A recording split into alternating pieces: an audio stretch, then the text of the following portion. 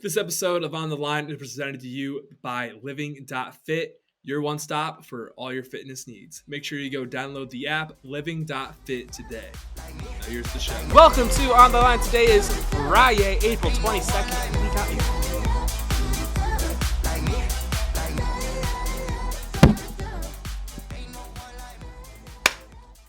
Welcome to On the Line. Today is Tuesday, April 26th, and we got a loaded show for you guys. We got another member of the New England Cartel, Rob Font, on the show. We got Gerald Meerschaert on the show. And not only that, we got recurring guest, fan favorite, James Ark on the show. But before we get further going, if you're listening on YouTube, hit that subscribe button. Listen on Apple, Spotify, Deezer, Stitcher, or any podcasting platform. Hit that follow. Maybe leave your review. But anyway, Rob Font, come on the program to ask about, the whole PED pop, how was lotion and all the other kind of stuff. Talk about the upcoming fight, all that fun stuff. Gerald Meerschaert, same kind of thing. We talk about the drinking game he came up with. We talk about the upcoming matchup and how he might be a dick licker. I don't know.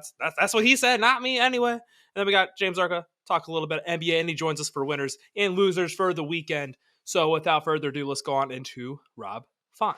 All right, we are joined by a very special guest. He has maybe, if not the best jab in the UFC. It is Rob Font. Rob, what's up? What's going on, brother? How you doing? I'm doing great. So I got one question. I don't know if you've ever answered this. What was the actual pizza that you delivered when you first discovered jiu-jitsu? Like, what was the kind of pizza? Oh man, I'm not even sure, honestly. I know it was late, man. I know it was late, and I know the next order was late as well. But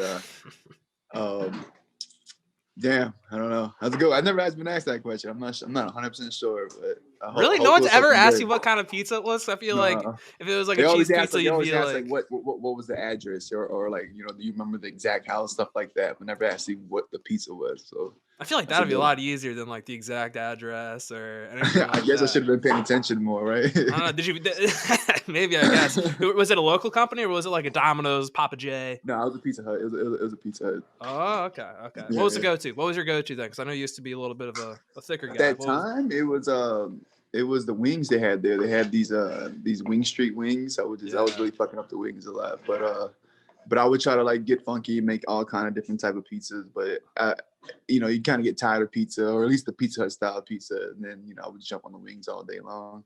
That makes a little Those the Wing Stop, not Wing Stop, fucking the Wing Street wings. Yeah, the Wing Street, They're pretty good. But anyway, so I know you've been asked a lot about getting popped and all that, which was false positive. What was the first thing that you thought it was? Because obviously lotion's not the first thing you're gonna think you're gonna test positive for. What was the first thing in your head? You're like, that's probably what it was. Honestly, I remember getting to the arena and having my own water I was drinking, and as I get there, they usually let me drink my own water, and as I get in, the commission's like, no, you can't have this. You got to drink the water that's in this corner. And I'm like, all right, whatever. Not thinking of it, and I grabbed that, and that's the only thing I remember that there was a foreign that I wasn't in control of putting in my body. So I'm thinking this is a conspiracy theory, somebody's setting me up. I'm like, what the hell's going on? Why would I have to drink that water? Because I know we weren't taking anything. I knew, so that's the only thing I can seriously think about. But then even that was just too far fetched. I was like, all right, what the hell? The commission's in on it now. It's too much. So I'm like, what the? But that was the first thing. I just thought about that water that I drank, because he was really no, you can't have your own water. Get over here. This is what you're having. If you want some water. So I was like, he was kind of rude about it too. Usually they're pretty cool, and then he's like, no. I was in trouble. If I was trying to sneak in my water or something like that, But so I thought about that, and then we just started making a list of everything we ate. Obviously, I wasn't thinking too much of the lotions and stuff like that. Nah. But it was basically everything we ate, all the supplements we took, and then that was it basically. But I thought it was some water. You thought it was water? That's kind of wild. I don't mean, has First Form come out with a lotion yet for you? I mean, that's got to be next on their to-do list. We did talk to them. I need some new lotion, but they raised the level, so that's pretty cool. I guess I can still use the lotion, but I haven't. It's actually been hard for me to put any lotion on at all. I wake up dry almost every day now because I'm like, I don't really want to mess with that lotion shit no more. But yeah. Don't want to take the risk. It's your risk being a little ashy, just so you can like Exactly. avoid getting the false positive again. Exactly. Yeah. Have they been a little more like, have they tested you more since that happened, or have they still been kind of the normal like testing schedule? Yeah, no, they like basically will test me every week after the incident, like every week, for a good a couple weeks, and then the usual amount of times as you get a couple fights. But right after, it was back to back to back. So, but they kind of mentioned that. They kind of like, listen, they just because obviously what happened, they kind of like, obviously they didn't tell me when they would be coming, but they're like, listen, you probably gonna see us more often. So I kind of knew it, but when it happened the way it was, I was like, wow, this is getting kind of crazy.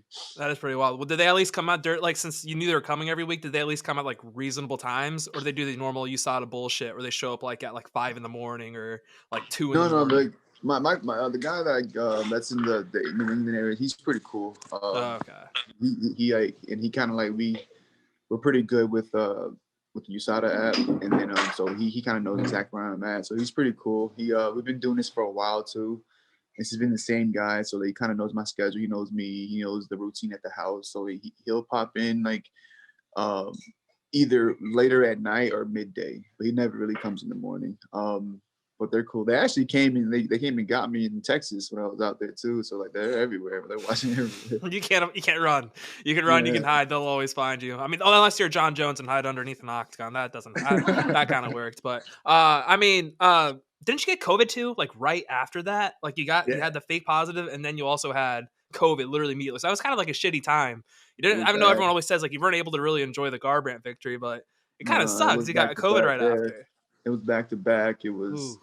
Yeah, it was. We're worrying more about the USADA than actually enjoying the victory. And then, but it was cool. Everybody was cool. The media was cool about it. Like Tyson and Kathy, they did their thing, and obviously Donna and Jeff, they helped out as much as possible. And yeah, I mean, even Cody was cool about it. Like when they told him about it, he wasn't like, fuck that guy, this and that. He was cool about it. Yeah, it was just an inconvenience. It was a headache. It was annoying. It was, a distraction for sure. But deep down, we all knew that we were good. We just had to figure it out. We had to figure it out pretty quick too. That's all that matters. That's really all that matters. It's all that like I didn't test, I didn't do it. That's all that matters. We'll figure it out. Eventually, I'll be acquitted. But let's talk about this fight with Chito, though. You're welcoming him into the 5-round status. And I know from this past fight with Aldo, you said you really figured out how to fight a 5-round fight. But would you say it's more or less you kind of know how to fight a 5-round fight when everything isn't going your way like it did against Cody? So that's the trick, like in that Cody fight, I had the momentum and I was like basically leading the dance. Well, not the whole time, but most of the time, like, and especially after the first 2 rounds, so it's easy to not easy, but it's like it's a lot easier to flow, and it's a lot easier to land a bunch and not get taken down or whatever. But it's a holding the ball game when you're hurt. Like you're hurt, like obviously you learned that perfectly the last fight. You're hurt. You're trying to figure those make the same decisions or not get hit by those same shots or not necessarily even see the same shots. Like it's a lot harder. It's a lot trickier. But I think I'm up for the test. I'm down to get back in there again and I definitely know I'm pretty sure I'm guaranteed I'm not going to be gun shy at all, and I'm just going to get in there and just do our thing. Do the Rob Font thing. So real quick, one last thing about Cody. Did your heart sink a little bit when they announced 48-47 on the scorecard? You're like, oh my God, I'm about to get robbed. At that time I knew there's no way. No, I knew. I guess just felt it, but like, I didn't really was worried about it. Okay, I was gonna say when I first heard that 48-47, I was like, "There's no way they're about to fuck Rob this hard." But anyway, as we said, I mean, like kind of the story of this fight is you got 2 strikers going at it, head to head, clashing. I mean, he's a pretty lanky Muay Thai striker, but is there a party that really thinks is gonna go 5 rounds all on the feet, or is there a party that thinks he's probably gonna try to wrestle at some point throughout the fight? Basically, I think there's going to be some wrestling and some clinch in this fight for sure. He's good in the Thai clinch. He's obviously he's a black belt in jiu-jitsu. So, I think it's going to hit the mat for sure. It's going to be up and down, and it's going to be. I just want to make sure it's on my terms though. Mm-hmm. Stay behind the jab, all that kind of good stuff. So, I mean, obviously, you're gonna ask anyone who asks you like you're gonna win by finish, all that kind of stuff. One more question, real quick, about like when you were back in like I think it was January when you guys all met Chuck Liddell. What was that like? Real quick, That after was Calvin awesome, beat man. the absolute Yeah, piss. that was awesome. So That'd like, be good. obviously Calvin comes back, does his thing, and then we're all just hanging out, relaxing at the encore, and then the legend Chuck Liddell walks by. So and he obviously gave us great tips. He was the man. A couple cool stories, and then just shared a drink with him. So it was an honor to meet him too. What was Chuck drinking? He seems like a Budweiser kind of guy. Yeah, I think it was a beer. I don't remember exactly what it was, but we passed him a beer. I know the guy he was with was pissed that we gave him a beer, but like he was like, "Come on, man!" You could tell he's been trying to get Chuck out of the casino for a while, and then we gave him a beer. He started drinking again, and then it was like we kept him there for like 30 minutes just talking his beer up. But yeah. He's pretty cool. He's a man. He is the man. He is the man. So also another thing too is like even though you're getting the main events, like that's great. You get 5 rounds. You're the the main part of a card. Is there a part of you that misses like going to these pay-per-views and even though you're not the main event, you still get to be in front of the crowds or just in general being a part of that atmosphere? I would say not necessarily like just knowing that I'm gonna fight on pay-per-view, but knowing that there would be a crowd. I'll say I'm just more of the crowd. When you're in there, the pay-per-view and the time slot doesn't really much matter. You start realizing that it's kind of like, especially the way you schedule your day, it's kind of like it feels the same after a while.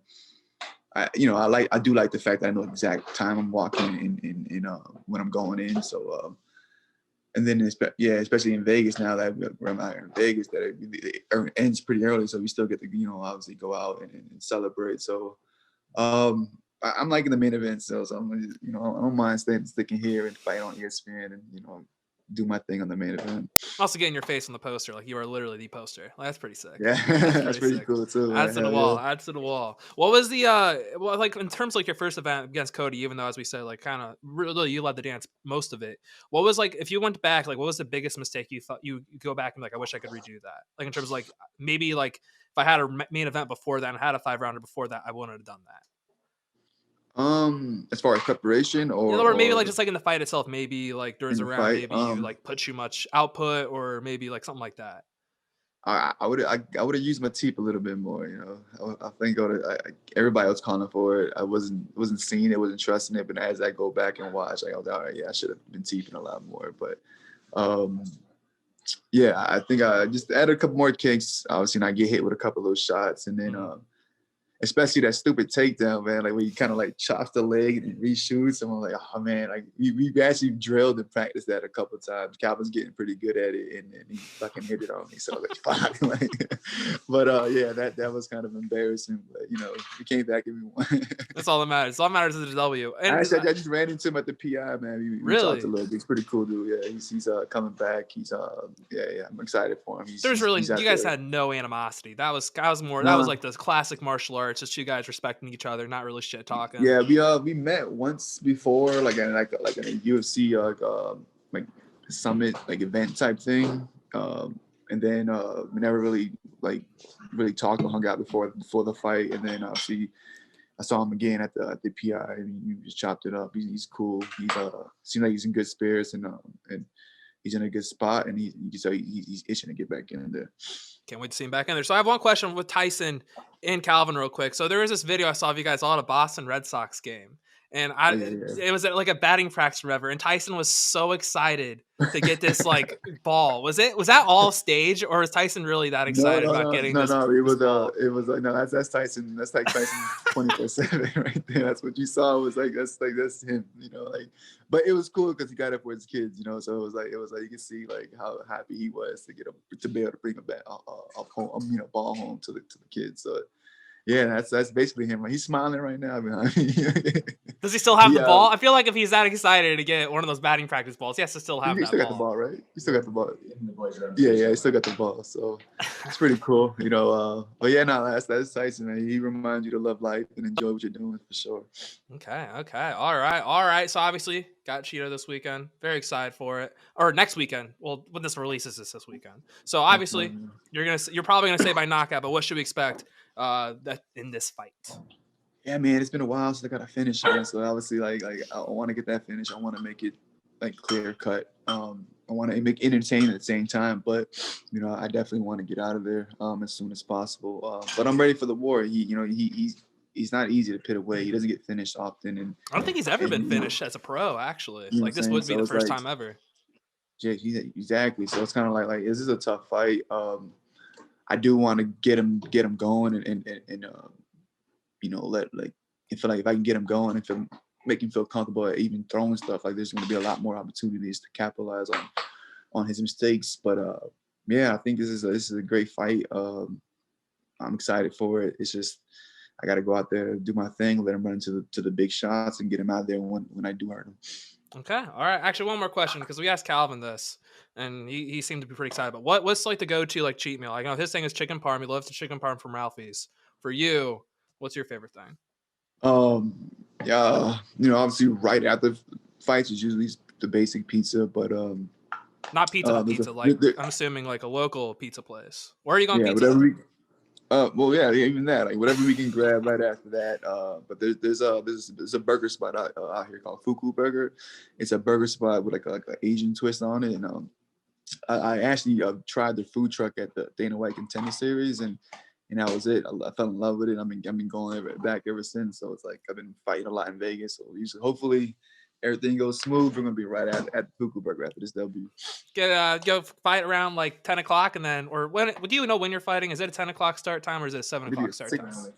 6:15. 6:15 your time, so that means 9:15. All right, yeah, so 7 probably for main cards. Yeah, so get done by like 9:30, and then you'll be at the burger place by 10. Fuku Burger, exactly. Fuku Burger. You gotta go ahead and try it. I'm telling you. All right. Love it. Next whenever I get to Vegas. All right, man. So that's what I got for you. Obviously cheering for you. So without that said, Rob, see you. So that was an awesome interview with our man, Rob Font. Can't wait to watch him fight this weekend, but I want to once again thank the sponsor of the show, Living.Fit. Living.Fit is a health and wellness company that will help you achieve all your goals, from building muscle, losing fat, or just to try something new. Not only are there workout programs, but they can help with your nutrition and build out your home gym. And for all my personal trainers out there looking to get certified in kettlebell or battle ropes, we're the place to be. Make sure you go visit the website or download the app Living.Fit today. Now here is GM3, Gerald Meerschaert. All right, we are joined by a very special guest. He's an entrepreneur in drinking games, which we'll get into later. We are joined by GM3, Gerald Meerschaert. Big win last night in Bellator for your man, Rafion Stotts. Yeah, absolutely. You know what I'm saying? I got the Stupid Stott sweatshirt on. I had to represent my guy today, and I couldn't be happy for him, man. His opponent came out with a good game plan. Gave him a good look, and Rafion made the adjustments he had to, and he trained at Rufus Ford with us for so long. He's got that left high kick ready and waiting for anybody that dips their head too low, and he got him, and he got it done. First knockout loss, and that's amazing. That's incredible too. And watching live too, at first I was like really confused what was going on. I thought he just slipped. I didn't think he actually caught him. That's one of those crazy knockouts where it wasn't like just kind of right. It feels like in the temple, just kind of took out that equilibrium, and then nothing you can do. Yeah, no, sometimes you get hit. It's like right on the top of the head there. And it was somewhere like Juan was coming in, down and in, right? So not only was it the force of Rafion's kick, but it was his opponent coming down and into the strike, just making it twice as bad. And didn't see it coming. That's the other thing. We don't see it coming. Those also get you pretty hard. So, and then the other thing too is I got to ask you about this as being one of the grappling specialists in the sport. Have you ever seen anyone do an arm triangle like that standing up? Like that was ridiculous.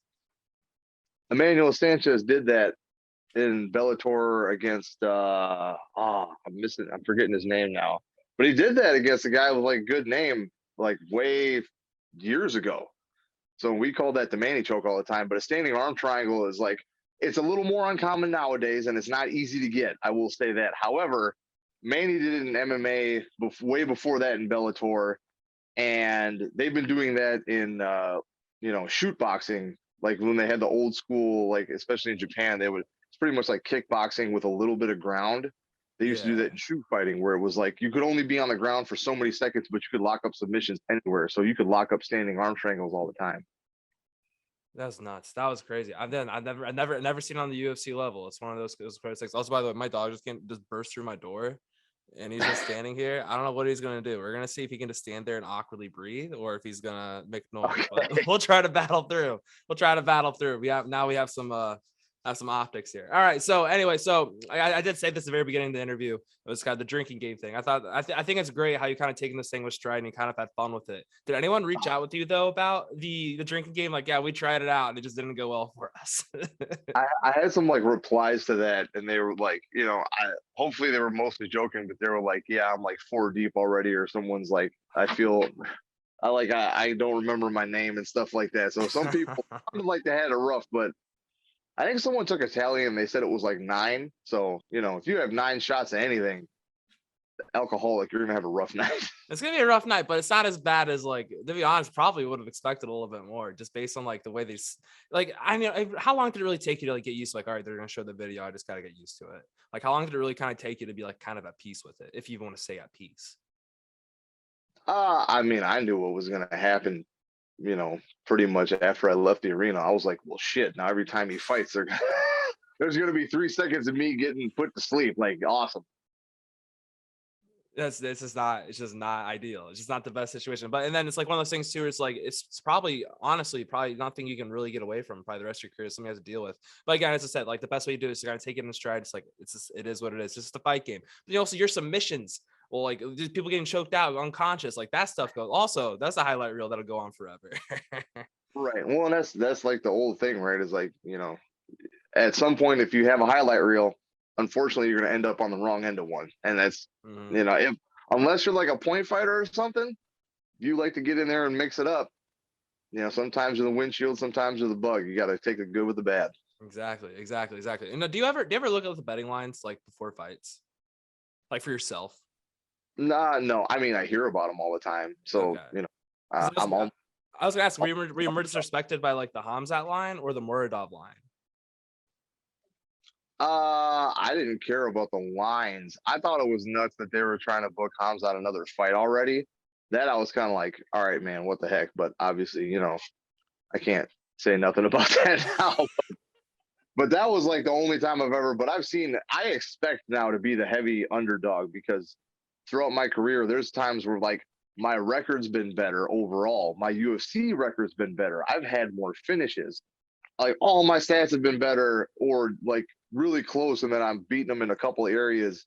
And they're like, nah, he's probably like, 3-1 underdog. And I'm like, all right, whatever. Like, I guess I'm just not good. And even sometimes you hear people like, I love to go back after my fights and watch the pre-fight picks from different guys, or like their reaction to watching the fight. And it's always like the same couple lines, right? It's like, oh, he's just slow. He looks tired. Like, oh, but it works. I don't know. Like if you listen to everybody, well, not everybody else, but if you listen to a couple people talk, and I do this like for fun sometimes. I think it's funny, but it's like you would think that I don't really know how to fight, and I'm just kind of awkwardly out there trying my best, and somehow it just ends up working out. You just like meme your way into like all of a sudden you just got the neck. It's kind of like you like luck yourself into a choke. Like that's kind of what it sounds like sometimes.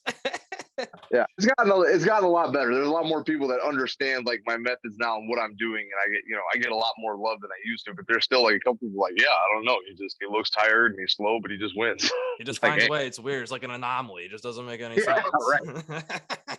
And so one thing you kind of said a minute ago is like one thing I know you've tried to stop with is like these slow starts. And it sounds like something you're still trying to like get rid of and trying to like start faster. What have you done to try to like help with that? Have you gone to like a sports psychiatrist, or like what have you been doing to help with that? Honestly, I feel like I've done a really good job changing that, because if you look at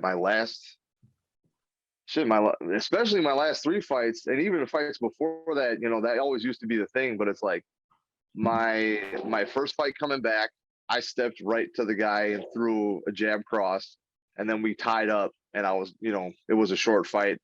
Muradov, I came right at him. I might have got caught, but I was in his face from the time it started to the time it ended.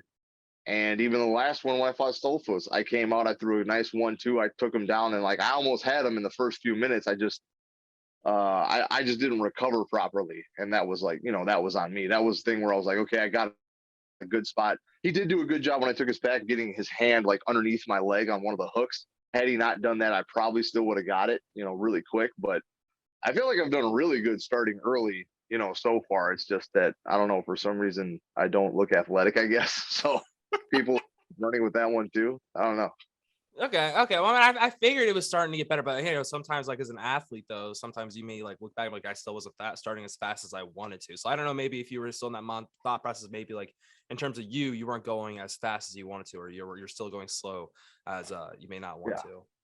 Can you say it Yeah. for I me? think part of that too is like sometimes I would feel like I was stuck in the mud to get started with, or like, heavy legs or whatever. But and not even like a nerves thing, because at this point I got, close to 50 fights, right? So like It's wild. there's gonna Thinking about that, it's like, is that crazy to think about? You have 50 fights, like like just in general in MMA, and also at 34. It's not even like you're a Olynyk who's like yeah. 50 years old. This point in my life is like a cool thing to say, like a little party factoid. I don't really think about it because, like, it's all I know. To me, it's normal, right? But it's more crazy to me that you would only have 10 fights and then fight in the UFC or something. But Mhm. I think usually when I say that, it was more about like I wasn't, my preparation is always good and I always train really hard, but I wasn't like maybe recovering or getting getting as much food in as I needed beforehand, and like resting properly, and like more on the recovery side of it. And I feel like I've gotten a lot better at that. And I can, the UFC too, they give us these Aura rings that are kind of like the Whoop strap, where they can track your biometrics, and you can, see if you're recovering, when to back off a little bit if you need to be getting more sleep. And but a lot of it's like stuff you already know, right? Eat really good, make sure you get into bed with enough time to like wind down and get like a regular sleep pattern going, and don't try to just like, oh, when I'm tired I'll sleep, because that never happens. So I've gotten a lot better with that though. So what's the go-to recovery method? Do you do like the like acupuncture, like the cupping, things like that? Like, do you have like one of those that's like your favorite thing to do? Mostly steak and beer. Steak and beer, I like that No, too. I go to this place called Team Rehab a lot. And they do all kinds of stuff, right? They'll do they'll do soft fascia stuff, like little massages, scraping, um, blood flow restriction stuff. I've done dry needling, stim. They do the cupping sometimes, but it's just stuff to keep everything put together and feel good. I go see my guy Hutan at Balance Chiropractic, and he, makes sure my neck's not all kinked up, so that helps a lot. And other than that, just like making sure I'm getting quality training in at this point in my life, because like I'm not that old, but I'm not super young either. So I can't be training like a Gatorade commercial every day. And as far as like my skills go, I'm pretty much the fighter I'm going to be for the rest of my career at this point. I will still make incremental changes, right? And there will be new wrinkles to my game, but I'm not going to start fighting like Israel Adesanya. You know what I'm saying? That's just not in the cards for me. So it's just being smart with what I have, picking the right days to go hard, and then knowing when to back off when I need it, and looking more at quality over quantity as far as training sessions go. Okay, that makes sense. So speaking of steak and beer, is Spotted Cow as good as everyone says it is in Wisconsin? I've had it like once, but like it was like Yeah, I think it is, but that's so I'm super biased for one, obviously, and two, you got to remember we're stout people here in the Midwest, so like I've heard a lot of people from out of state, they try it and they're like, this is like beer in a can. I'm like, yeah, it's 6 to your ribs. You want that? It gets cold here, man. Like you gotta, you gotta have something that you can feel in your chest. So I love it, but yeah, it's not an acquired taste. I'll say I'm okay with Spotted Cow, but no, I'm from Indiana, so it's like I hear people literally every day talk, not every day, but like I had a lot of friends in Wisconsin, and there's always Yeah. they talk about how great Spotted Cow is, and I had it once, like I don't know if it's that much worth it. Like we had I was at like this auction, like raise money or whatever, and they paid like $100 for a case because they haven't had it in like months. Like that's wild to me. That's how much they wanted Spotted Cow. Yeah, I wouldn't do all that, but I mean, it's good, but 30 or $100, I 30 max. You know what I'm saying? Like that'd be my $1. No, I don't think it was that worth it. But no, that's I just had to ask that as a Wisconsin guy. You gotta respect the beer. You gotta respect the beer. Are you a Miller Lite guy then? If you had to pick out of the three domestics, Miller Lite to go to. Yeah, but I mean, I don't drink a lot of domestic stuff because I'm very fortunate to live in Wisconsin and so close to Milwaukee. I get to be a snob and like only drink like craft stuff. You know what I mean? Like I get really spoiled in that aspect, and I don't do it a lot either. So it's not, I get it if you're that's like your favorite pastime is drinking. You got to go pick up a cube of Hams Light for like $10, but I don't drink like that, so it's like I'll just get some nice stuff once in a while. Yeah, exactly. Yeah, I know what you mean.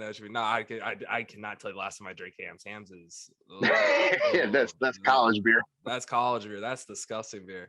That was like it was almost as bad as the like a local liquor store beer. Like they had like it was like so and so light, and it was just like the most disgusting, like $1, like 50 cents a can. Oh, this is gross. Oh yeah. But hey, it's college. You got to get the job done. Right. So I do want to ask about just the Fabinski fight, because that was your first fight after the knockout with Chimaev. Was there a part of you, like mindset wise, you're like, maybe my chin isn't like, maybe I can't take the shots I was when I was younger, or like, was there a part of you is like, got to see what happens? At that point, I was, then and now I was rock solid, man. Because like I did it right. I took time off. I talked to my manager and we talked to the UFC, and it was like, hey, I want to take a pretty long break. I want to make sure I'm healed. I didn't do any kind of martial arts training really for probably like 3 or 4 months. And, it stuck to my strength and conditioning. I still did some cardio stuff because of all that, really helps with brain health as well. But yeah, I just took my time, gave my body a break, put on a little muscle, let my body heal and like get everything right. And then I started training again. I eased back into it. It wasn't, it's easy to like want to get another quick fight, turn around, get the bad taste out of your mouth, or like, okay, I sat out my time. Now I'm going to go get some hard rounds. I was like, no, I'm going to ease in. I'm going to start with grappling. I'm just going to flow a little bit.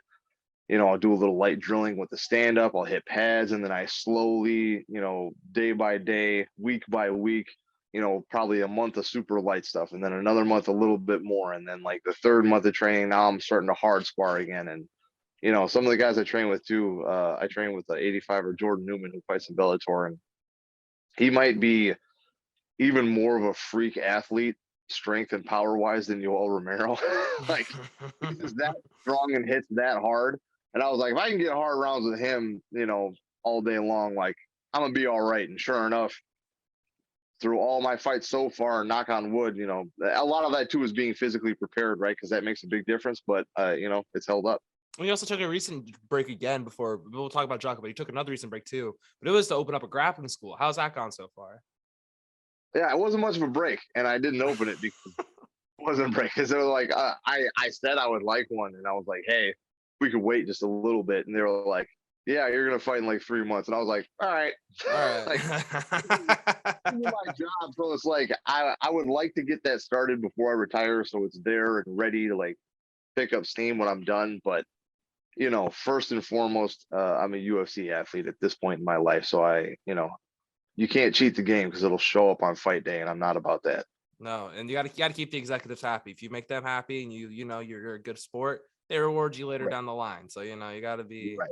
They treat you right, they treat you right. So you have this fight up against Jocko. I mean, kind of stylistically, pretty opposites. What are you expecting going into this fight? Like, are you expecting him to even try to take you down? Are you expecting you all to be on the feet? Like, what's your expectations going into this fight? I honestly expect him to mix it up. He's actually got some pretty good takedowns, not from like he's a super heavy grappler wrestling perspective, but he does a really good job. Like he fights on the outside. He's good at using his range. He moves in and out a lot, stays in more of a like traditional / karate-ish style stance, a little more sideways, a little taller. He's looking for more traditional strikes, but he's quick.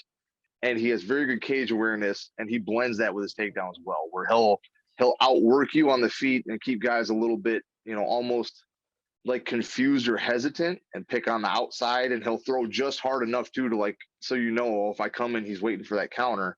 And then when they get, kind of hung up on the outside, he'll, hit a little flurry or time them and hit that nice double leg or pin him against the cage and kind of like eat clock a little bit and score points. And he's really good about winning rounds that way. So I mean, all his fights, he looks pretty similar. The only different one I would say is like Eric Anders. He was a little more grapple heavy, did a lot of shooting, did a lot of holding him against the cage.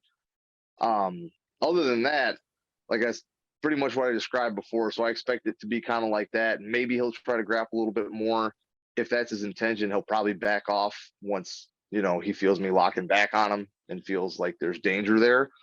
But I expect him to be on the outside. He's going to throw some of those patented ATT calf kicks low.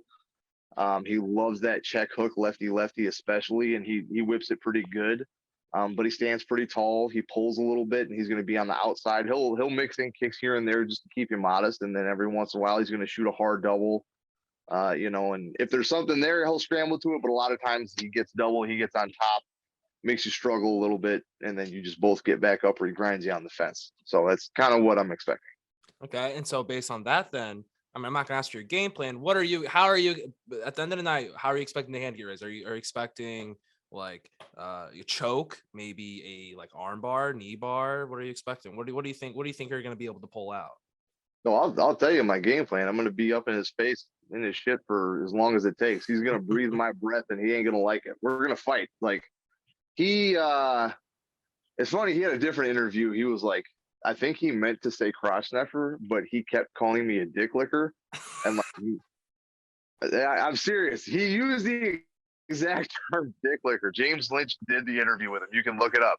I think a little bit of it is like a language barrier, right? But he was saying it a lot, and it was like he was enjoying saying it. So it's like weirding me out a little bit. But anyway, he called me like a blanket fighter and expected like, oh, he's gonna shoot and like try to lick my dick. And I'm like kind of confused by that because I'm like, we have the same amount of UFC fights. You have one finish, and all of my UFC wins are by finish. And guess what? We have just as many knockouts as each other. So he's the striker and you're the grappler. So right. I was kind of confused by that, but no, I'm gonna fight. I do my best work going forward. I'm gonna be in his face. It's not a secret.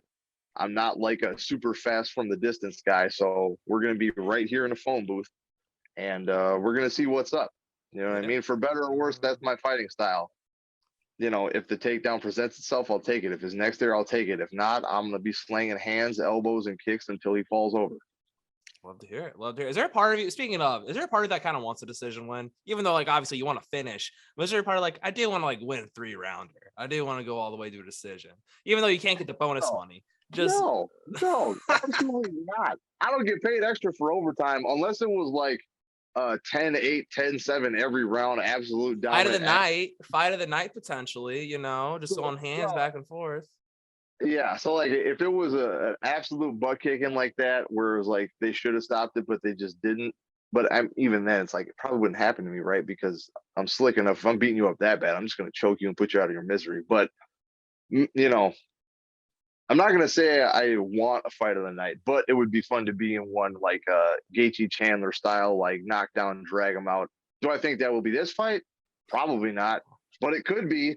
And I actually, to that point, right before I fought Muradov, Mark Smith was our referee, and he comes in and he's like, hey, what's up? I can see you again, blah, blah, blah. He's like, hey, just so you know, every time I ref, I don't know what it is, but every time it's fight of the night. And I was like, great, okay. And then we had the fight we had, and every time now I'm like, motherfucker, like he was like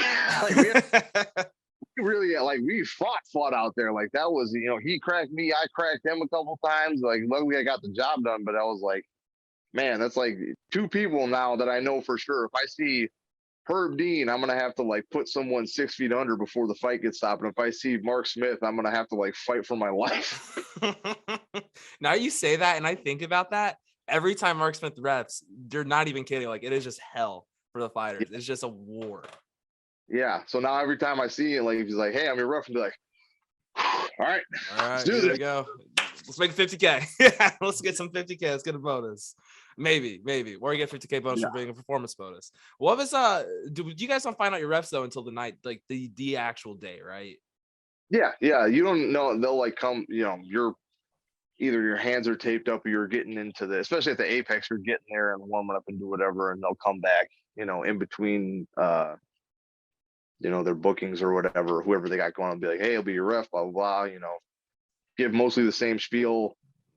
There's very minute differences, right? It's like, this is what I'm looking for. Some guys want you to respond a little bit. Some guys are like, don't, show me with movement, but don't say anything. So, but it's no one is better than the other. It's just all different.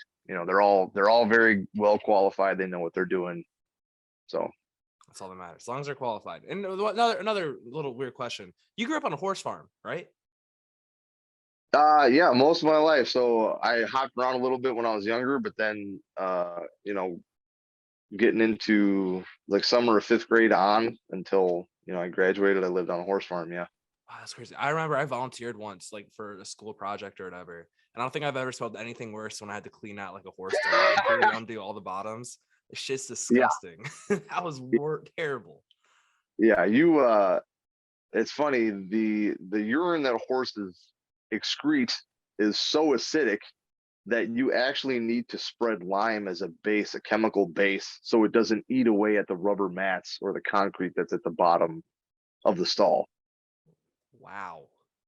Yeah. Wow, that's crazy. I didn't know that. Yeah. And like it might be different for like maybe if they're quarter horses or draft horses, like work horses like that, but at least for us we had a lot of dressage riders, and it's like more um I guess fancier would be like easiest way to put it. So like they feed them a little more grain because they're like, supposed to be, they're in their mind at least, their horses were more like top athletes where they wanted to give them as much vitamins as possible, which probably didn't help that. So it might be different for some, but at least for us, we had to put that base down because of the acidic piss. Okay, that makes sense. All right, so one more question before we let you go. So, your last fight, it was on your birthday. Got a big W on your birthday. Fight before that, it was your first fight with dad strength, and the fight before that, you were an expecting father, so you were like emerging dad strength. What's this fight? What's the storyline around this one? Is it just a guy trying to fight to get his grappling school, or what do we got? I mean, that, the dad thing never goes away. Now it's like, No. I feel, so this is the thing too, and you like really find this out once you have a kid, is like at first you're like your brand new dad and it's like an infant where it's like you're technically a parent, but they don't really do anything, they don't have a personality. You might see a little bit of yourself in them, but they don't really look like them yet. You know what I'm saying? It's, anyone who's had kids doesn't know what I'm talking about, but it's like they're just kind of there. They sleep a lot, you feed them, if they cry you hold them, but it's not, you don't really feel like a parent per se. But now it's like he's crawling around, he's like climbing on stuff, he's got a personality a little bit, he's making noise. Like now I feel more like a parent. And even still, it's like you're it's almost like with people with kids, you're not really a parent until your kid's been in school for a while and they can like kind of talk smart back to you. So like I'm still a new dad, but it's like now I'm actually coming into real fatherhood where like I really got to watch him because he might do something, falls over a lot, hits himself with stuff by accident, all that fun kind of stuff. We got dogs too, so I got to make sure the dogs don't like walk past him and knock him over by accident and stuff like that. So it's like it's been a lot of fun. It's good for your perspective as a man and a human being. So at this point, I'm just a man fighting for my family. I've been very fortunate that I've been with the UFC for so long. A lot of hard work. And I 100% agree that I think we get a lot more of the revenue share and still be okay. That being said, kind of hard for me to complain when I've been doing so well for myself. You know what I mean? Like I have more than one house. My wife, bless her heart, she's an OG too. She works really hard, does really well for herself. So like I'm doing really well. It won't last forever, but I'm trying to I'm trying to secure the bag while I can and glide off into the sunset. Set yourself up for the future. Make smart investments. Set yourself up for the future, so you never have to worry about it again. Right, exactly. And you can do things you love, like the grappling school. So before I let you go, this is the actual last question. Obviously, you expect to win. You're not going to say, "Oh, I expect to lose." Do you expect to extend the submission streak, or do you expect to win by knockout and get your second knockout in the UFC? If you had to pick one or the other, what would you rather have? What I'd rather have another knockout. And I feel like if there was a fight to do it, this would be one of them. But every time I say that, I'll probably rock him and hurt him, but then he's gonna like shoot in or do something, and I'm gonna end up choking him. Like that's been like my MO. Is like everyone forgets that I'm good on the feet. Like even in the Murdoch fight, it's a perfect example. I hurt him and staggered him way more than he staggered me, but it was still like, oh, like a slick submission guy, and it's like, did y'all not see me throwing hands? I head kicked that dude clean like 3 times. Like, what do I got to do? Like, yes, he got me too with some stuff, that like didn't look good, but I also cracked him a bunch. But just because I finished with a submission, it's like, oh yeah, he's a grappler, which I guess is good for me because now every time I fight somebody, they're like, don't worry about his stand up. He's just awkward, it's whatever. But he's just slow, awkward, and unathletic. Yeah. Nothing to worry about. Exactly. It's like this is the people who look at the Wikipedia page or Tapology, like, oh, he just wins by submission, no knockouts. Yeah, he's just a grappler. He has no stand. That's literally what it is. MMA math, works every MMA time. math. Every single time, and never fails. All right, so yeah, it's also smart, by the way. Also, I think it's so smart when you rock a guy and he shoots for legs, just go for the neck because they're not thinking about it. They're just trying to survive. Why not? Yeah, there you go. Finish. It's over. right. Exactly. Get home, party. We're done. Go home, get some extra money, get eating good, drinking good, and that's what we want. So anyway, before I let you go, anything you want to promote? Obviously, you got the Stotts, the Super sweatshirt. Anything else you want to promote? Go ahead. Shout out to all my training partners, everybody at Rufus Sport, my management at Sucker Punch. Fresh and Lean Meals, they've been hooking it up, helping me with fight camp, and I got some of that laundry sauce stuff.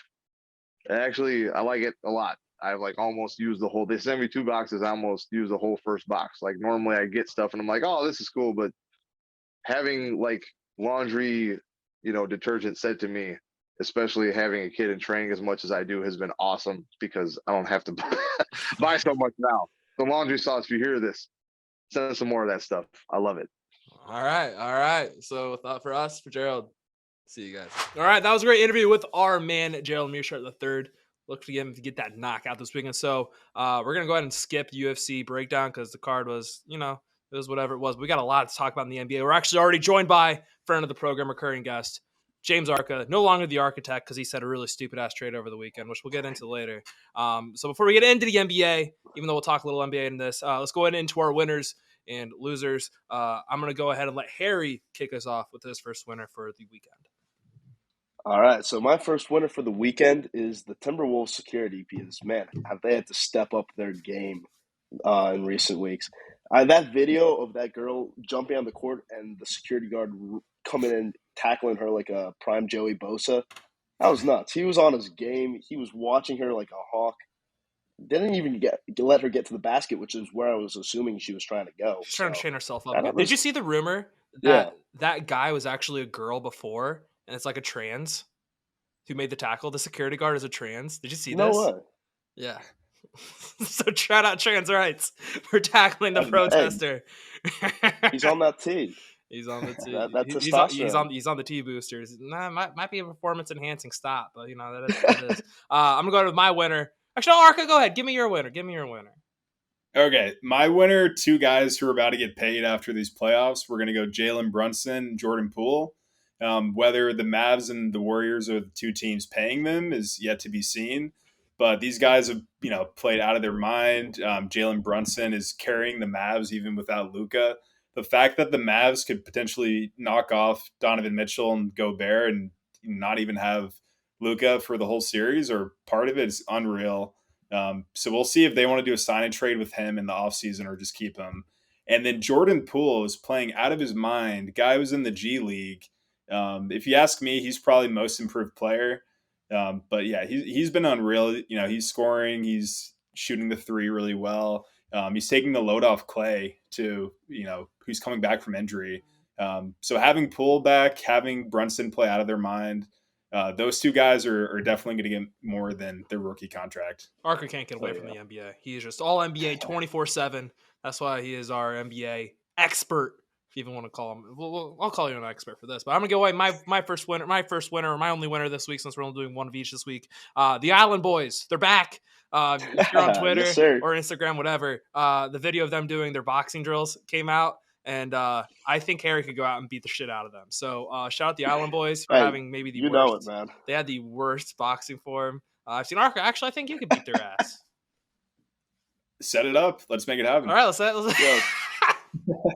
little tag team boxing match. Yeah. Let's get it set up. I bet, dude, it was disgusting. He even threw a kick. If I don't know if you saw the kick. He had like lower the pad so the guy would like actually hit it. But you know, it is what it is. Island boys. Barely reached the hip. Yeah, if Kinda thing.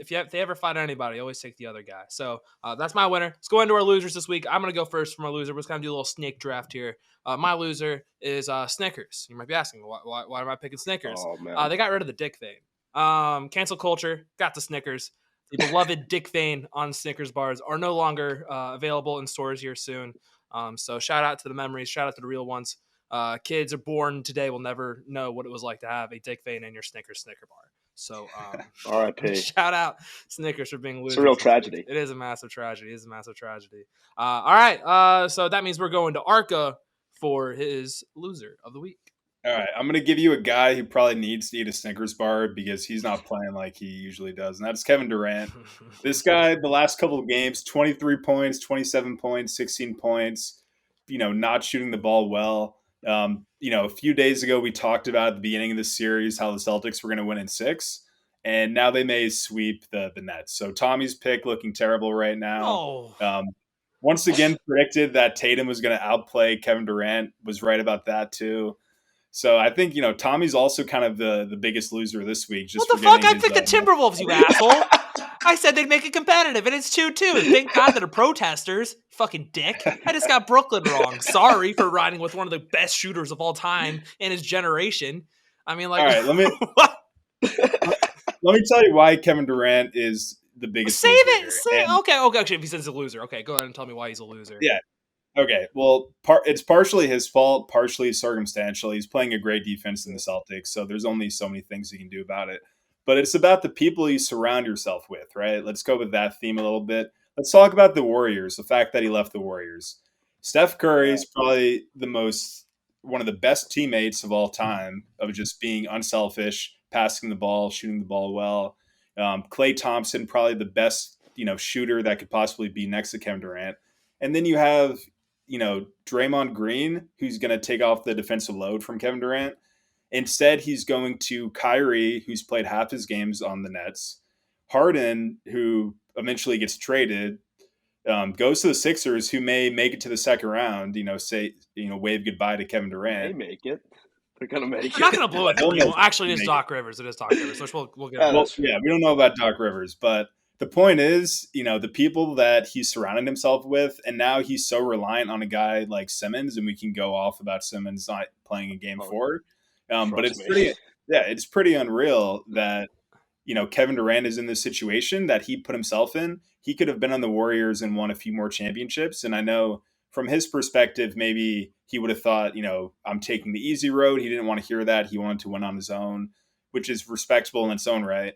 But, he just ended up with a bunch of clowns between Kyrie, Harden, Simmons, even Steve Nash compared to, Steve Kerr. I don't know how great a coach he really is. And he hasn't been able to handle the personalities on this team. So Kevin Durant, my biggest loser. And then also Tommy. Fuck you, dude. I picked this Timberwolves to be competitive. So fuck off. I'm a winner. God damn it. I do have to say, though, it was probably way better for the league that he did wind up leaving the Warriors. Because imagine if we were in a seventh year in a row. Imagine him right now with like Poole and Kevin Durant. Like, they're already loaded enough. It's not fair. Mm-hmm. Not fair. We'd have to call the seasonal at this point. Like, they would win the title.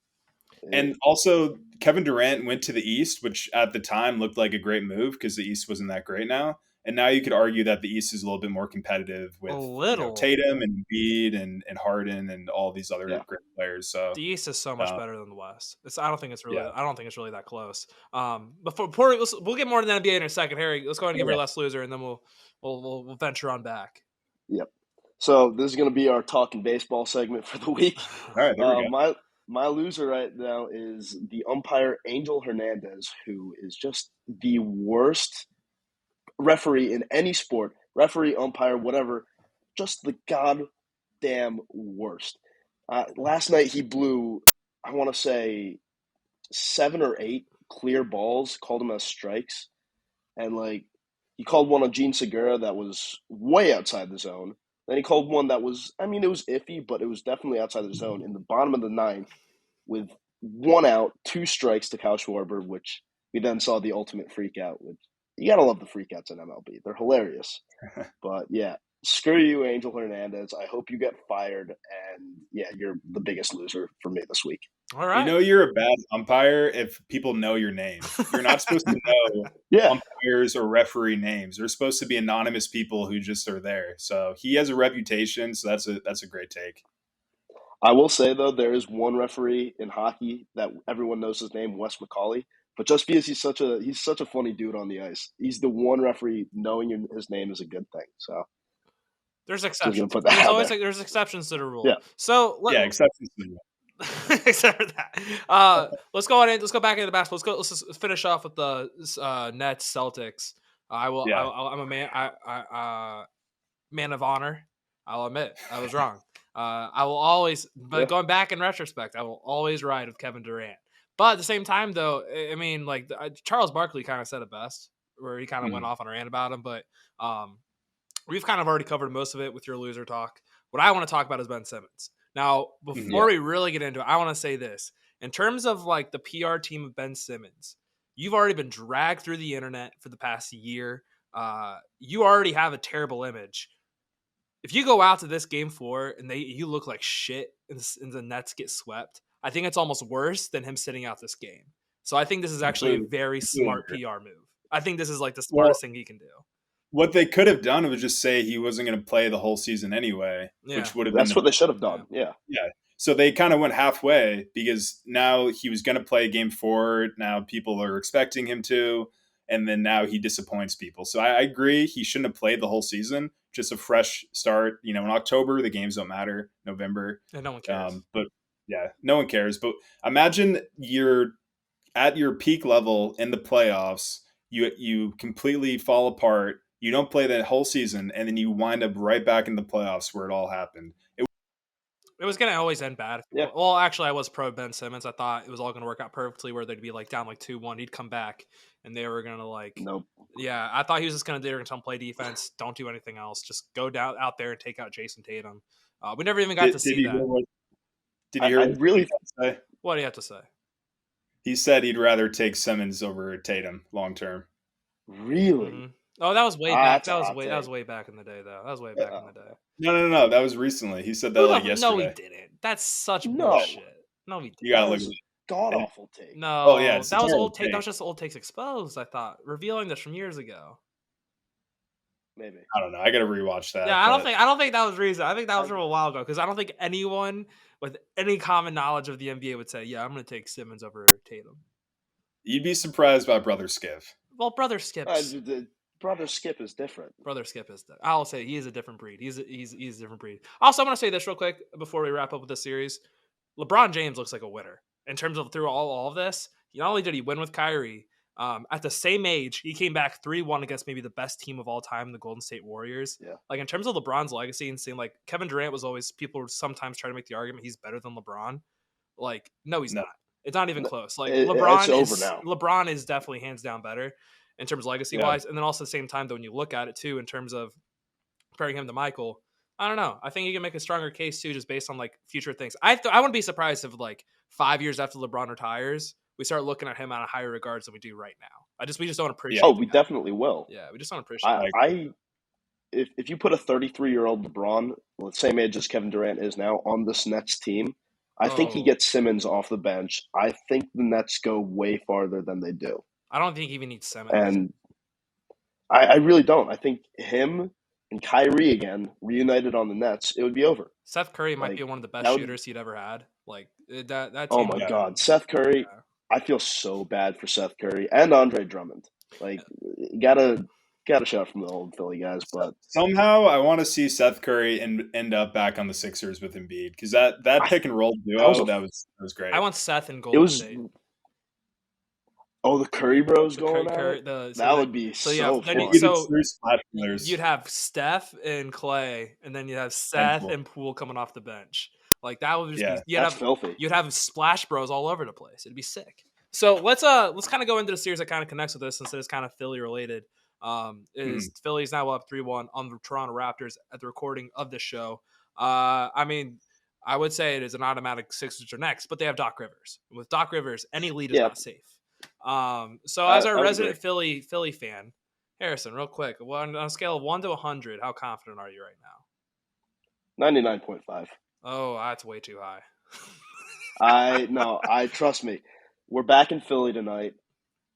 They don't have Fred VanVleet, and you know that referees, they always call the games differently in game fours when team is up 3-0. They have gone on record that, I forget which referee it was, but there was a video of a referee going on Probably record Tim and saying Donaghy that. because he gambled. Yeah, well, I mean, yeah, but Yeah.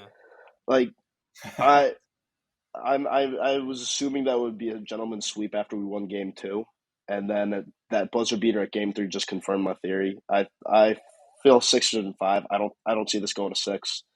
And you know the Philly fans tonight are just going to show out and be as raucous as ever. So we're going to have the crowd on our side. We're going to have Embiid, and he's going to be playing at a high level, even with his tear in his thumb. He's still the same guy. Are you nervous about Harden for next round? We'll have to see. I mean, Harden shows up when he wants to show up, and you never know when that could happen.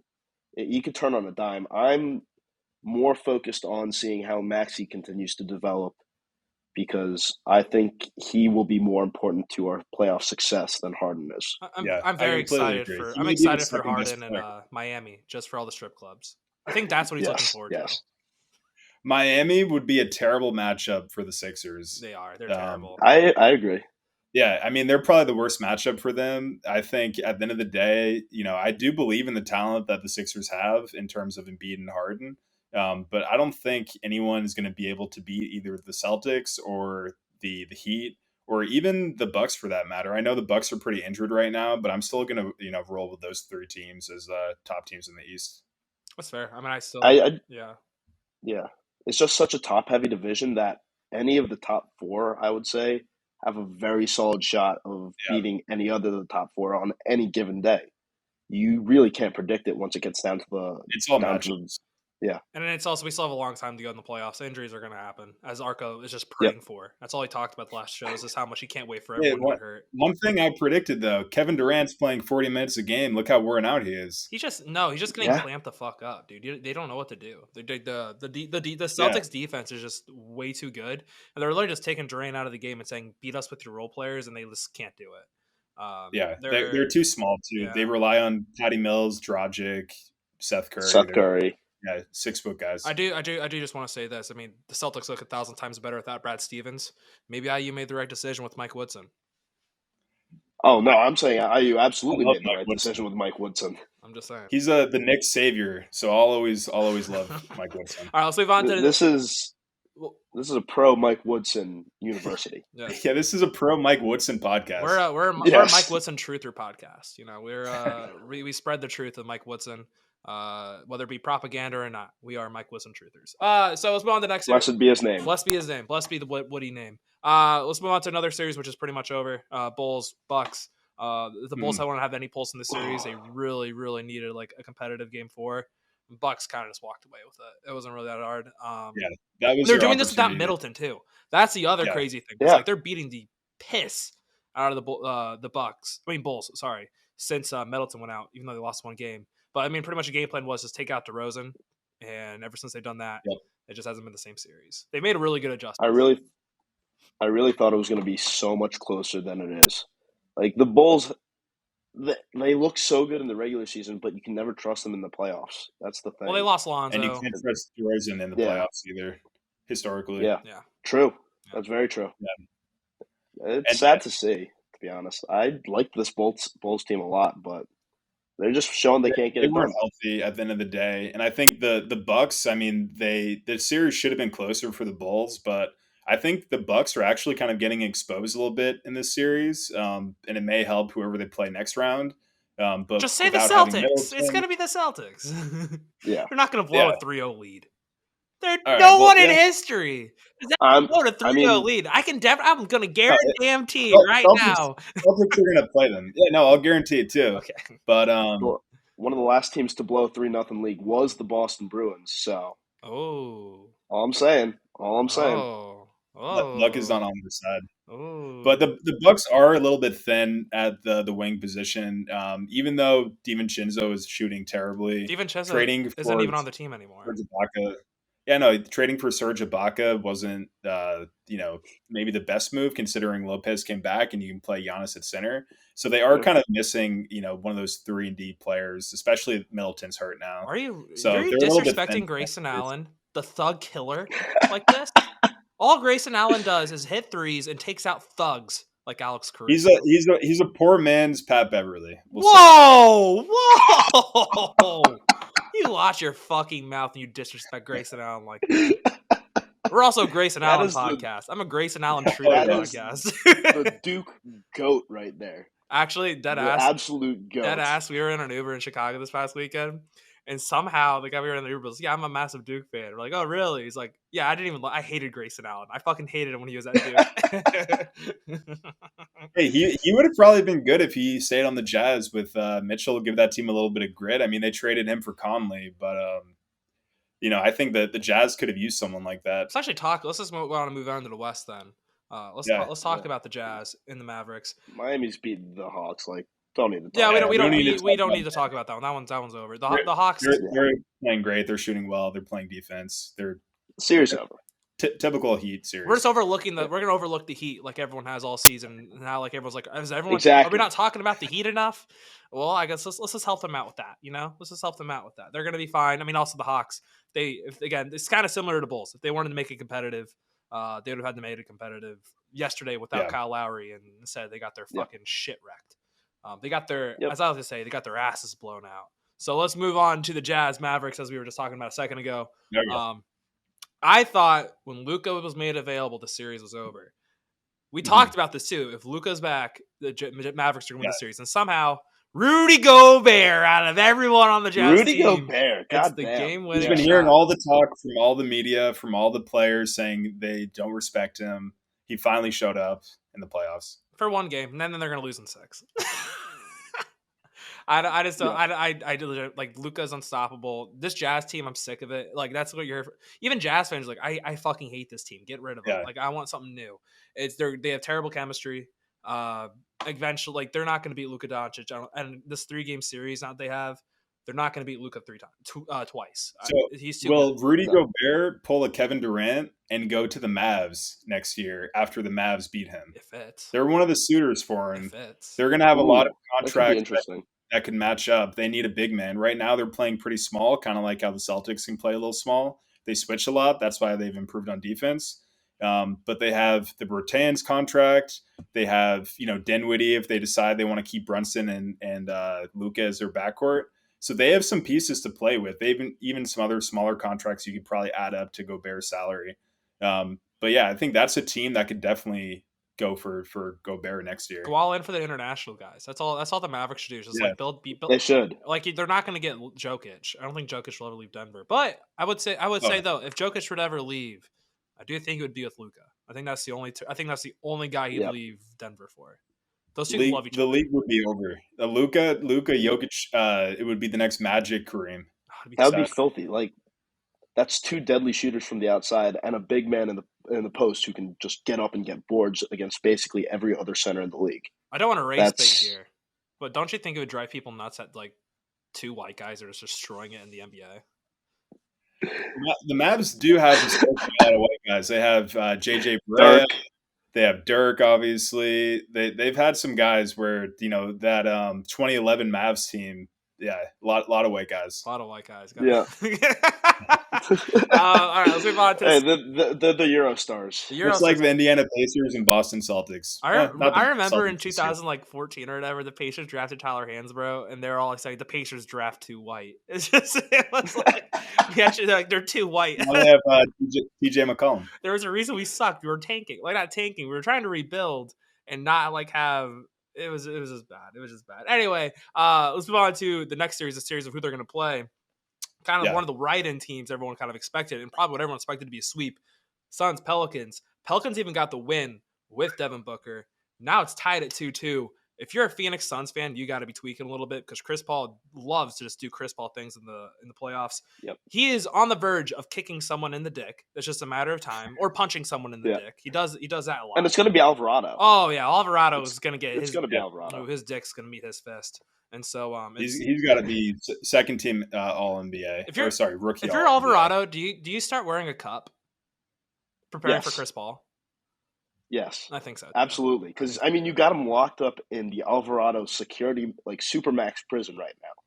He is going to get so pissed in the next 2 games, that he's just going to swing at some point. So I mean, Alvarado's got to be prepared. Between him and Herb Jones, they just have these young guys who are going to be gritty, who are going to, if the best case scenario is you play a team like the Suns and they get injured, they have Booker injured, and for a guy like Chris Paul is going to play, more minutes than maybe he's used to, and get a higher, volume in terms of shots. All they have to do is wear him down, let Ayton beat you, let Bridges beat you, let some of these other guys beat you, and they'll have a shot. I mean, Ingram, this may be Ingram's coming out party, but I don't think Ingram could have done this if Zion was playing.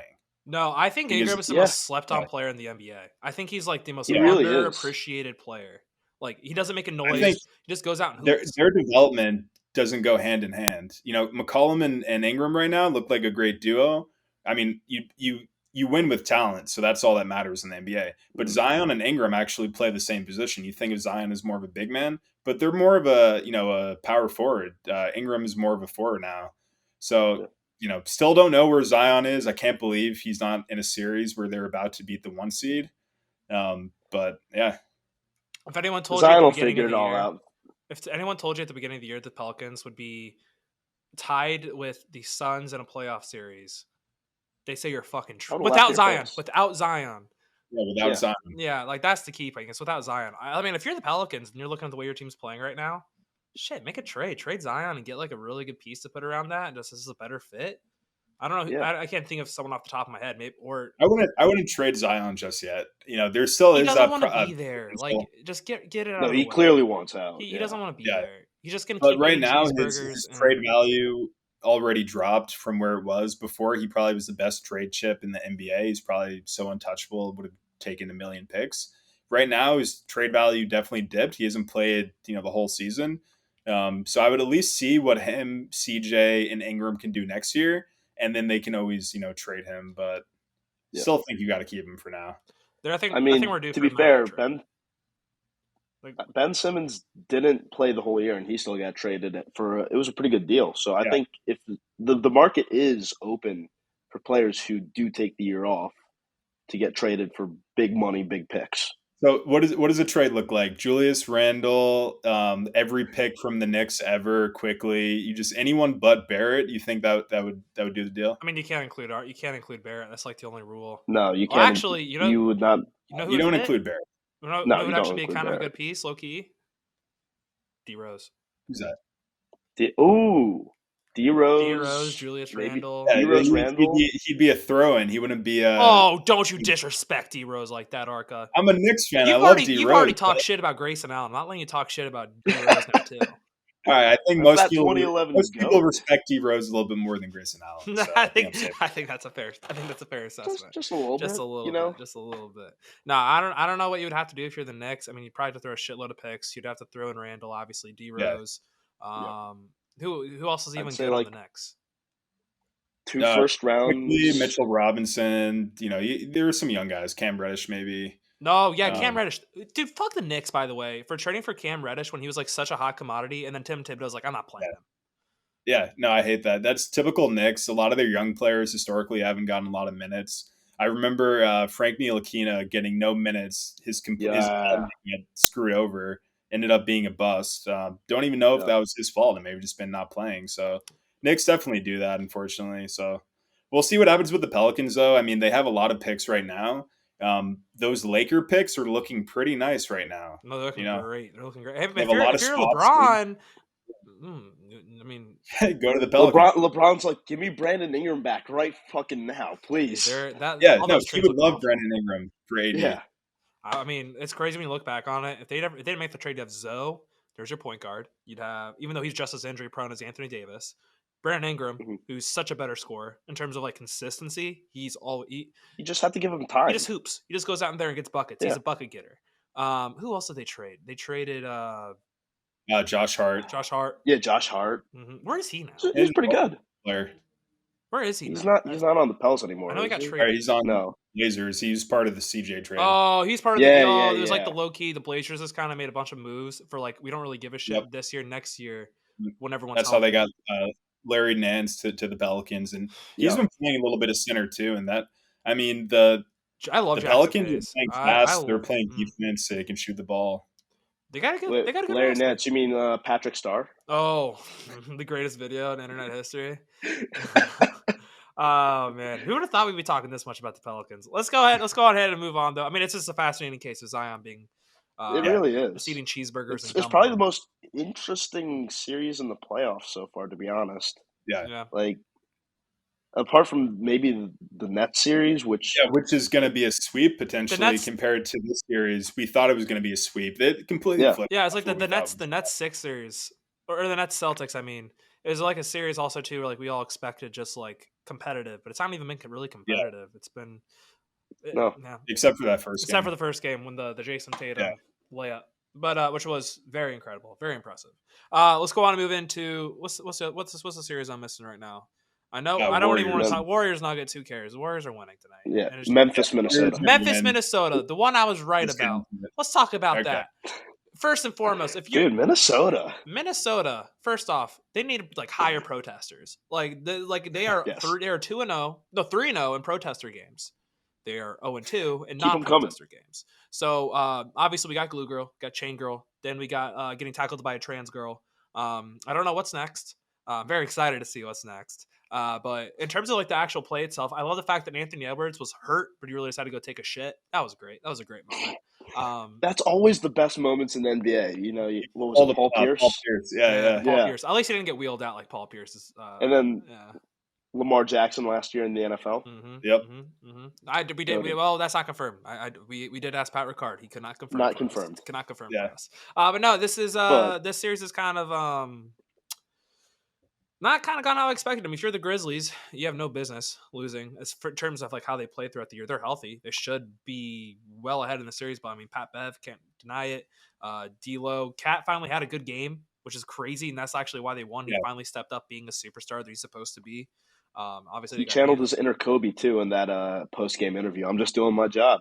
Yeah, God, he wasn't doing his job the first couple of games. Hasn't done his job since he wasn't. Season. Like he's played so bad. I just don't understand how a guy like Towns, who may be one of the most talented, just offensive players, big men all time in terms of just straight talent and skill, how he isn't on the same level with some of these other big men. Like Jokic and Embiid are his peers, even Giannis, and they're just like on a whole different level than he is. He's probably maybe 4th, 5th best center in the league, and he doesn't play like it. I feel like the way he shoots, he should be up there. Yeah. I feel like also it's just being at Minnesota. I don't know what it is about being there. Unless you're like Anthony Edwards, you kind of don't really develop. I think he just isn't an alpha dog. No. Also, the fact that Anthony Edwards is an alpha. Him and Pat Bev are like the most alpha people you could ever think of. They're alpha, yeah, but those are top dogs right there. Towns, he was a smaller Sigma, guy. Or is he a beta? Would you say Towns is a Sigma, beta? He has the potential to be an alpha, but someone needs to rough him up. Someone needs to. I think he hasn't had a good veteran presence on Minnesota. You saw Butler when he was on Minnesota. He tried to get that out of him. He couldn't. But he scared the shit out of Cat. Yeah, it did the opposite.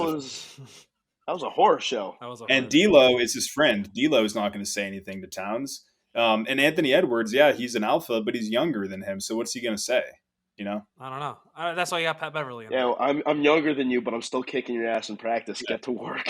I want to bring up another thing. D'Lo, number 2 overall pick. Towns, Edwards, number 1 overall pick. For a team that people are overlooking, I mean, technically they are talented in terms of. They're like the prime example of a team you love the idea of, but when it comes like actually making it work, they just can't put it together. You're a 2K team. Yeah, exactly. It's like a 2K team. Yeah, exactly. It's almost like the Brooklyn Nets this year. They're always like right there, but then they always suffer a setback, and then they get that close again, and then there comes another setback. They got a lot of And good young they're right guys here too. again. Like the McDaniels was a They good do. pickup. Vanderbilt's a great Vanderbilt's defender. good. Yeah. They definitely have Beasley. guys. I'm still gonna pick the Grizzlies in 7. Yeah, this I is going think to go John 7. Morant. This is going to Yeah, go this 7. this a is 7 absolutely here. going 7. The issue with the Grizzlies right now is Jaren Jackson Jr. can't stay out of foul trouble, and I know Mhm. Towns had some issues with foul trouble early in the series too. They can play smaller. They can play Brandon Clark and Tillman at center, and that's fine. They can switch. But they need Jaren Jackson out there, so he's going to have to be a little bit smarter with his positioning and giving a lot of fouls right now. But I think Ja at the end of the day will be the main difference and get the job done. All right, so we're going to go over to the last couple series and then wrap up picks. But one more thing about this series too is we're all in agreement here. Like whenever they play, whoever wins the series is going to get swept by the Warriors or gentlemen swept. Yeah. Well, It's the Warriors. I don't think. I I think both of those shit their pants. I don't think either of them are going to be able to actually like go in there and beat either of those teams. I think Memphis will compete. I think 5 or 6, I'd still go Warriors, but I think Minnesota would be a sweep. But I think the Grizzlies, you still got to respect them a little bit. Okay. You do, but like especially if they do go that 7 games, they're going to be really tired compared to the Warriors, who are going to finish it in 5 here. Yeah. So that won't help them at all. One thing I do want to say about the Warriors, isn't it crazy how Steph's coming off the bench and like I know. doesn't skip a beat? Never would have thought. Who would have thought? He really is the most selfless player. Like it's crazy. No, this just proves Kerr. He may not be the best X's and O's coach, but he's got to be at least top 3 players coach in terms of knowing how to tell his player either bad news, good news, or just how to frame it so they still have a positive mindset going. In development too. Yeah, like in development. I mean, right up there. I love Kuminga. He learned from the best while he was a player, and he's becoming one of the. I would say he's a top 25 coach in NBA history, if not top 20, top 15. After the run he went on, it's just absurd. Yeah. Also, it's gonna. I think this is like their 6th. This would be their 6th finals appearance in 8 years or some crazy. That's stat insane. Like that. It's like the LeBron stat, That's but a nuts. little not as good, not as impressive. LeBron did make 9 in a row, no big deal or whatever. Anyway, so let's go back through the series that actually are going to go beyond. Like, so we can all. It's just, if we're going through the West, Phoenix, New Orleans. I think this is going to go 7. I think Phoenix in 7. I think that's the safest bet in terms of just like. I don't think the Pelicans can win twice, but at the same time, though, I mean, again, I don't know. When's Chris Paul going to punch Alvarado in the dick? I don't know. He's going to be suspended. The home teams are going to. I think the home teams in this series are going to take all the games. So it's going to go. Phoenix wins, then New Orleans wins again, and then Phoenix takes Game 7 at home. Oh yeah, okay, yeah. I thought you were saying that for like all the series first. I'm like, I don't know about that one. No. Just for this one. Okay. Yeah, I'm gonna go Phoenix in 6. I think. You think it's sweep on? This run with the Pelicans was nice, but I think at the end of the day, the Suns will get their shit together. And I think Aiden's starting to step up a little bit, so we'll see if Chris Paul can kind of turn it around. Last night it really was like Aiden was. I from what I saw, I feel like Aiden was the only one who actually played well last night in terms of like the stars. He was the Suns' best player. Yeah, he was by far their best player last night, which is what he's trying to earn that contract. Which, by the way, I think he should. Well, he is the number 1 overall pick. He should be playing like should be that. But the problem is the role players just weren't there. Which, to be fair, in a playoff series, usually stars play well. It's all about will the role players play well, which they haven't so far. Exactly. So I think again 7, 6, no matter what, Suns are going to advance. Mavericks Jazz. I got Mavericks in 6. Luka needed a game under his belt. I think now that he has that game under his belt, this is going to be smooth sailing. I just don't. The Jazz are so goddamn inconsistent. Their chemistry's dog shit. I also just trust Luka Doncic. So yeah, I'm going to go Mavs too. Mav 6, 7. I'm going. Yeah, I'd probably go Mavs at 6. Mavs in 6. I'm also going Mavs in 6. Okay, so I just think Jazz in 7. Okay, that's what's gonna happen. That's what's gonna happen. Unfortunately, I've never been high on this Jazz team for the longest time. I don't know if it stems from the whole Ben Simmons, Donovan Mitchell feud from the Rookie of the Year incident, but like ever since then, I just hated the Jazz, and I whenever I watch them, it just looks like I can't trust them. I just keep thinking they're getting better from that bubble performance. I just keep thinking they were so good in the bubble. Yeah. Their window was last year. They were probably the best team in the West last year. They blew it against the Clippers. The Suns, I'm not even sure the Suns were the best team in the West last year. They the whole weren't. year, the Jazz really were. Like I mentioned last time we spoke, Joe Ingles, he was the glue to the team. Yeah, he was a They're role shooting lights player, out. but they needed him. Mitchell's game decision, late game shooting, is wildly inefficient and poor shot selection. Gobert, is a 0 on offense. On defense, obviously, is great, but he's already being pulled out, Mhm. to the perimeter. So, I think Mavs in 6, and if Luka can stay healthy, look out, because any team with Luka can win it all. All right, let's go on into the East. Let's kind of wrap this thing up. So we got obviously all we're gonna say Heat 5. I don't even have to ask that one. Heat 5. Yeah, Heat 5. Who's next? Then you got Bucks Bulls. Bucks and 5. Bucks 5. Bucks 5. Bucks in 5. Yeah, Bucks and 5. Who do we got next? Sixers are gonna win 5. And then I'd say 6-5. even though I bet on the Nets, they're playing right now. I don't know the score. It could be dumb when I say this. Celtics. Let me see this. Wait, it is currently 30-26 Celtics at the end of the first. Yeah, Celtics are winning it. I'm gonna say Celtics the Nets are gonna pull out a game. I just can't see them getting swept. We haven't been watching this game, but I'm over it. I don't know. I'm over it. I'm ready to just accept defeat. No. Just get it over It's with. fun. Because also I feel Yeah. like the Nets are full of a bunch of quitters. And now that Oh, yeah. they all take that, No need to make it a gentleman's when And Yeah. Blake Griffin, LaMarcus Aldridge are about to retire. Kevin Durant's probably done and sick with the season. Kyrie doesn't like playing half the games anyway. Simmons is on the bench. Seth Curry's looking like a probably- Skittle. You know what was so funny about that outfit? Seth Curry's Is the like only player everyone is with wearing the- black, and then you can literally look in the bench and just stretch out like a sore thumb. Yeah. It's just Ben Simmons in his fucking hippie ass glasses and bright ass. he's just standing there like looking like a dumbass. Like, come on, for someone bro. who has the mental health thing and like how everyone's attacking him, like wearing those bright ass clothes on the bench when you're down 2-0. He's making himself a target. Yeah, I've got a question. Come on, man. he's so stupid. Over under 20 games played on the Nets next year for Simmons. Whether he gets Over. traded again. Slam the over. Over. He's gonna play at least 40. And if they trade him, it'll be near the deadline. He'll have passed the 20-game mark by then, and 20 games for the Nets at least. Okay, Over. we'll see. How many threes do you think he hits next year? Over under 1. Under. Under. I think over under half for attempts under. I'm taking over. I think he takes 1. Except for half court shots don't count. Fuck you. No, it counts.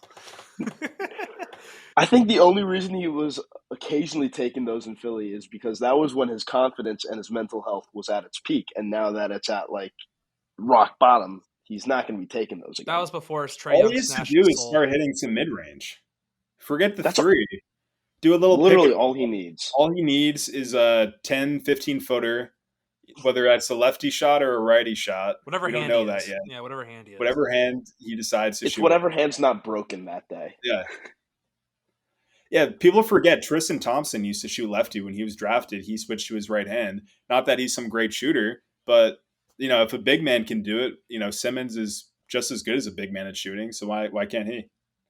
And we all know that Tristan Thompson likes to shake things up, cheat on his hands. It's true. That is true. That is very true. All right, so that's what we got for the NBA. We'll have Arca again on next week. We'll have him back on for winners and losers. Now that he knows what it is, he can spice it up a little bit. But he is all NBA, so who knows what'll happen. So Friday, prize guest coming on Friday. Don't know who it's gonna be, or maybe I do. I don't know. We have stuff done though. That's all that matters. So anyway, I'll have Arca on next week. We got Chaz Skelly, no matter what, on Friday to talk about big UFC cards this weekend. So that's the show.